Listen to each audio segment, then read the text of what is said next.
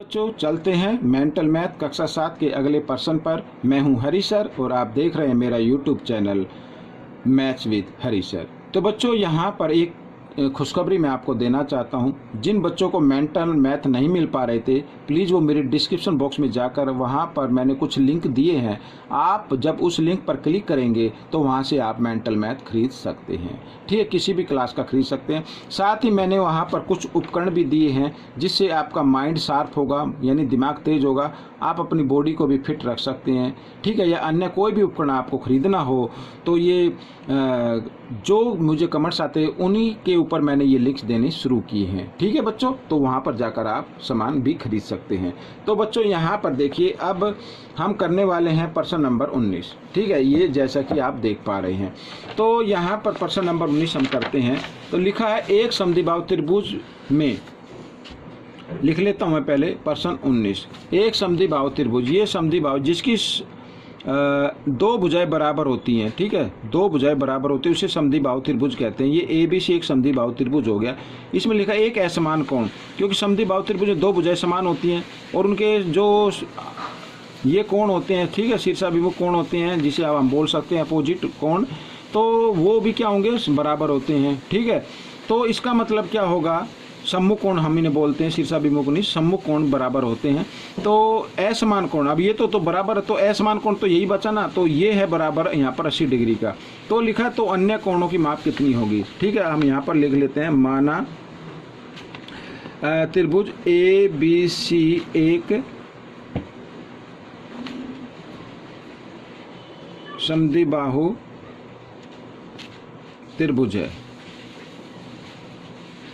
ठीक है, एक समद्विबाहु त्रिभुज है जिसमें कोण A आ रहा है बच्चों यहाँ पर 80 डिग्री का। अब देखो AB बराबर है AC। ठीक है, तो इनके सम्मुख कोण भी क्या होंगे, बराबर होंगे। कोण B बराबर होगा कोण C के। तो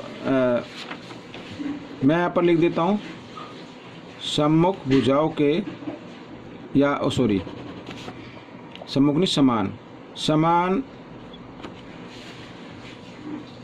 भुजाओं के सम्मुख कोण, ये छोटे की मात्रा, सम्मुख कोण बराबर होते हैं। ठीक है, तो कोण भी बराबर है C के, तो ये हमने मान लिया बराबर X के। ठीक है, ये X के हमने मान लिया।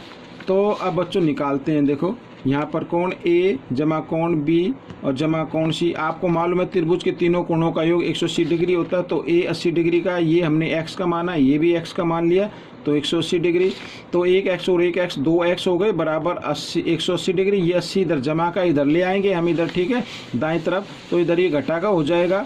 और X का मान हमें निकालना है, तो 180 में से 80 घटाएंगे, 100 आ जाएगा। 2 इधर गुणा के रूप में था तो इधर आकर भाग के रूप में आ गया, 2 से काट दिया तो 50 आ गया। तो X का मान कितना आ गया, 50 डिग्री। यानी इसके जो समान कोण हैं, यानी कोण B बराबर होगा कोण C के, और ये दोनों कोण बराबर होंगे 50 डिग्री के। यानी ये भी 50 डिग्री का है, ये भी 50 डिग्री का है। ठीक है बच्चों, तो ये आपका प्रश्न हल हो गया। अब हम करेंगे प्रश्न नंबर 20। देखो क्या लिखा है, 6 बजे के समय घड़ी की घंटे में मिनट की सुई वाली सुइयों के बीच बने कोण की माप क्या होगी। अब देखो बच्चों, ये घड़ी हो गई। ठीक है, यहाँ पर ये 6 इस तरीके से बजेंगे यहाँ पर, तो इसका ये कितने डिग्री पे, अब ये तो एक लाइन हो गई ना, कितने डिग्री पे होती है लाइन, ये 180 डिग्री पे होती है। तो इनके बीच 180 डिग्री का कोण बनेगा। ये प्रश्न नंबर 20 का आंसर आ गया बच्चों, 180 डिग्री का कोण होगा। ठीक है, अब प्रश्न 21 कर लेते हैं। प्रश्न 21 कर लेते हैं। यदि त्रिभुज में, देखो, यदि किसी त्रिभुज में तीनों कोण 50 डिग्री, 62 डिग्री और 68 डिग्री हो तो त्रिभुज किस प्रकार का होगा। अब हम सब यहाँ पर देख रहे हैं कि देखो, एक तो 50 डिग्री का कोण है, दूसरा है 62 और फिर है 68। तो 62 डिग्री का, फिर एक है 68 डिग्री। अब तीनों को हमने देखा, तीनों ये 90 से कम के आ रहे हैं ना, 90 से कम के। तो बच्चों ऐसे त्रिभुज को हम बोलते हैं न्यून कोण त्रिभुज भी हम इसे बोल सकते हैं। ठीक है ना, और जो 90 डिग्री होते हैं समकोण बोलते हैं, फिर अधिक कोण बोलते हैं, इसे न्यून कोण त्रिभुज हम बोलेंगे। ठीक है, यहाँ पर मैं लिख देता हूँ न्यून कोण त्रिभुज। ठीक है, या फिर इसे अगर आप दूसरा नाम देना चाहें तो विषम बाहु त्रिभुज भी हम इसे बोल सकते हैं। विषम बाहु त्रिभुज, ठीक है, ये भी हम दे सकते हैं। विषम बाहु त्रिभुज में जिसकी तीनों भुजाएं अलग अलग हो। तो बच्चों यहाँ पर तीनों कोण अलग अलग है, तो तीनों भुजाएं अलग अलग तो होंगी।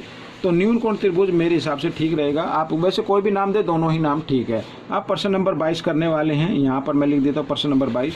देखो लिखा है, एक त्रिभुज की रचना के लिए आवश्यक 3 जानकारियों में से न्यूनतम अनिवार्य जानकारी क्या है। बच्चों किसी भी त्रिभुज को बनाने के लिए मैंने आपको बताया था कि 3 अवयवों की जानकारी हमें होना चाहिए। लेकिन अब इसमें पूछा है अगर 3 भी हैं तो उसमें सबसे जरूरी जानकारी कौन सी होनी चाहिए। तो बच्चों सबसे पहले हमें एक लाइन का पता होना चाहिए, एक रेखा का पता होना चाहिए, ठीक है। तो अगर एक रेखा का पता है तभी तो हम कोण बना सकते हैं या दूसरी भुजा डाल सकते हैं। तो यहाँ पर होगा कम से कम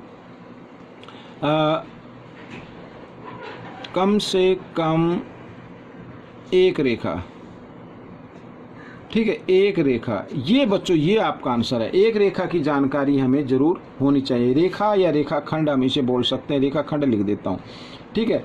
कम से कम एक रेखाखंड की जानकारी हमें होनी चाहिए। तो प्रश्न 22 हो गया बच्चों। अब यहाँ पर मैं चलता हूँ प्रश्न नंबर 23 पर, ठीक है। एक कागज और ले लेते हैं, ये ले लिया मैंने।